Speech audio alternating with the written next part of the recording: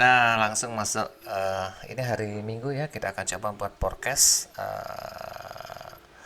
dalam minggu ini ya, bergerak dari XAU, GBP, USD, dan GBP. Seminggu ini ya, mulai tanggal berapa sekarang? 10, 11 sampai tanggal 16 ya, kita akan lihat pergerakan dari XAU USD. Kita langsung aja ke chart, saya menggunakan daily. Nah, biasanya kalau saya memforecast membuat perencanaan, tugas pertama kita adalah memforecast ya di major trend, bull atau bear. Itu biasa langkah pertama yang saya lakukan adalah seperti ini. Saya akan ubah ke bentuk line ya, line chartnya seperti ini. Saya akan tandain seperti ini ya, kita mencari swing ya, seperti ini biasa saya lakukan. Ini seperti ini biasanya saya lakukan untuk memforecast, untuk mencari support dan resistennya. Nanti kita akan, tugas pertama kita ini, kita sebelum masuk satu market tuh membuat satu roadmap itu seperti ini. Nah, ini ya, di temper yang besar biasanya saya ubah ke bentuk garis line ya, memudahkan saya untuk mencari swingnya, telurnya, kemudian ini seperti ini. Nah, oke.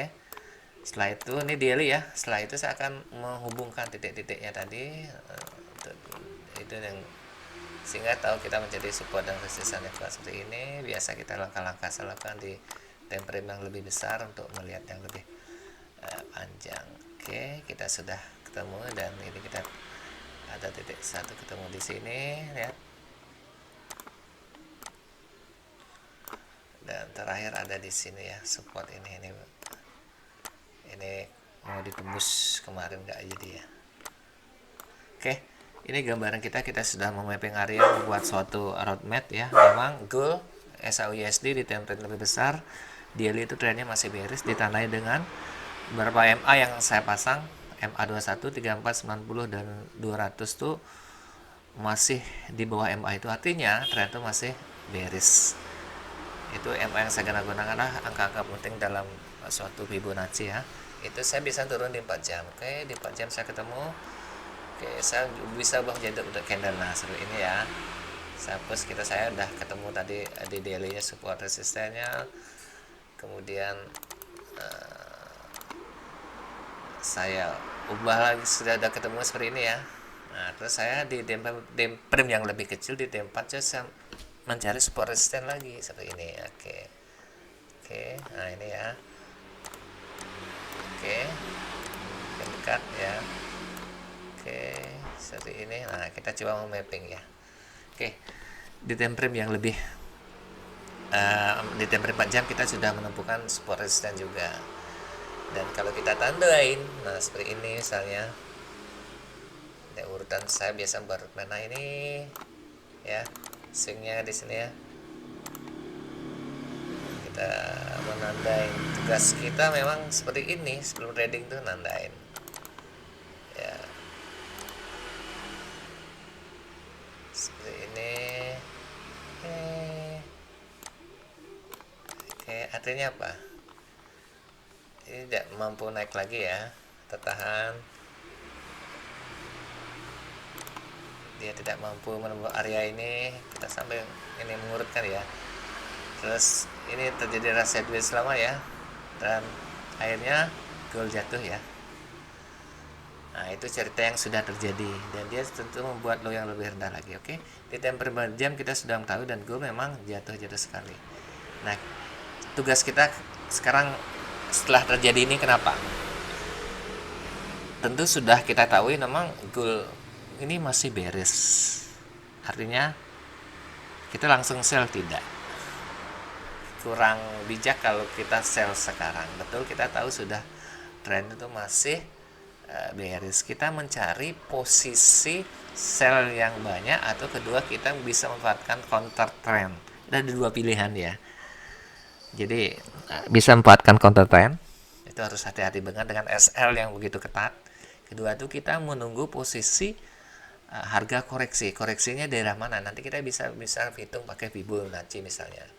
Misalnya kita ngitung ini daerah koreksi daerah mana? Sorry. Menghitung daerah koreksi dari Fibonacci. Misalnya ini temper 4 jam ya. Dia membuat base di sini ya. Kita tarik dari sini bisa. Oke. Dan kita akan melihat angka koreksinya ada di mana.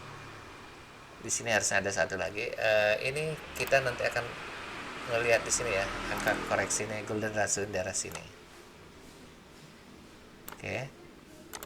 Kita hapus Fibonacci. Sorry. Oh, kok itu yang dihapus. Oke, kita sudah ketemu daerah tadi yang kita garis bawah ya. Ini apa tadi? 21 tadi lupa, 2134. Oke, satu lagi.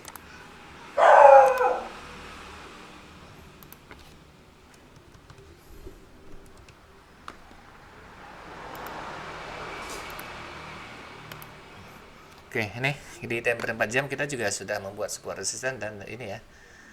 Dan kita tandai juga ini. Oke, dia tidak mampu break dari sini. Oke, di 1 jam kita ketahui, dan di sini terjadi di support ini terjadi reaksi ya, mantul area sini ya, support kuatnya ini. Apabila ini dijebol ya, saya kira gold memang akan jatuh ke 1700-an mungkin lagi ya. Dan kita memang gold masih bearish. Kita lihat di time frame lebih kecil 1 jam misalnya, kita akan mencari posisi entry.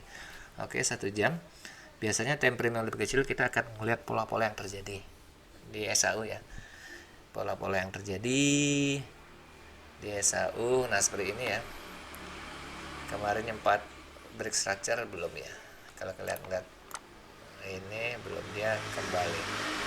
Oke,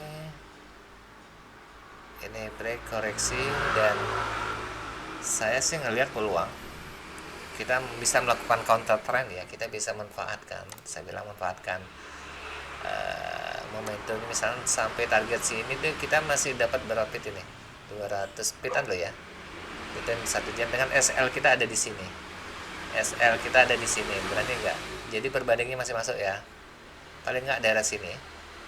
Kalau kita berani ngaturkan counter trend, sekarang ketika break daerah sini biasanya kayak gini di time 1 jam ya. Kita lihat structure ya. Oke, kita ada penurun di sini.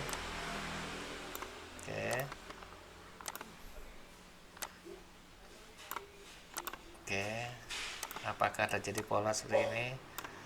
Nah, oke.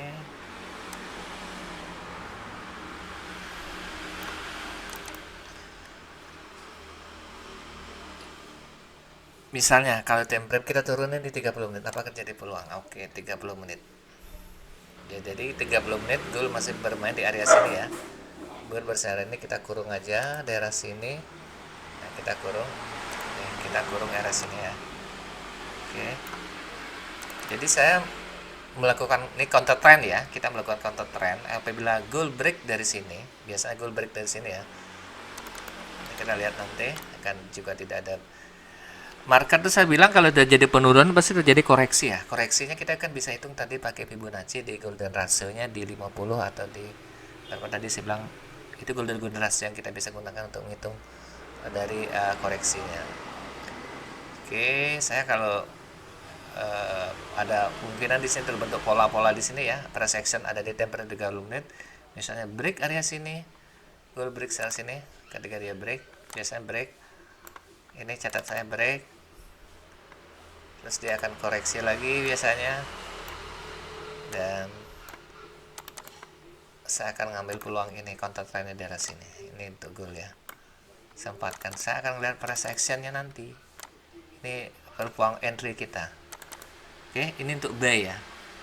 Ketika terjadi turun dan sell, di sini terjadi break daerah sini. Kita perhatikan break, biasanya gold tuh kalau breaknya banyak false breaknya loh ya. Break, saya akan manfaatkan peluang sell. Misalnya dari sini break, dia masuk lagi ke area sini. Berarti saya akan melakukan sell stop di daerah sini. Ya, ini daerah area sell stop saya daerah sini. Dan targetnya kita bisa ngeliat di targetnya ada di mana, kita nggak langsung Fibonacci. Itu yang kita dapat. Untuk sementara kita bisa melakukan counter trend di daerah sini ya. Betul, dengan target kita ada di sini dan kita bisa memanfaatkan peluang misalnya dari Senin atau Selasa itu sebesar ini. Ini lumayan loh, 3.204 poin, itu sekitar 300 pip. Besar kan? Kita bisa manfaatkan dengan rasio SL kita kecil. Nah, bisa kita manfaatkan itu nggak? Itu ya. Kalau memang betul-betul break ya, kalau memang betul-betul break ini dan kita ngambil peluang breaknya, sekira kita bisa memanfaatkan peluang itu ya, memanfaatkan peluang goal seperti itu. Nah itu goal ya di hari untuk trading di minggu ini, saya kira Senin Selasa lah masih ada pergerakan Selasa ya, dan kita konsen kita di time frame entry 30 menit. Perhatikan area sini, kita agak break, dia koreksi lagi dan kita manfaatkan area-area sini dan kita bisa akan memanfaatkan peluang itu untuk goal ya. Goal saya bilang trend itu masih bearish dan kita manfaatkan counter trend dan sambil kita menunggu area-area untuk sellernya. Sementara kita ngelihat momentum ya, trading itu adalah momentum juga dan kita manfaatkan dari counter trend. Saya bilang selalu menggunakan SL, hati-hati karena ini counter trend ya, gunakan SL yang ketat.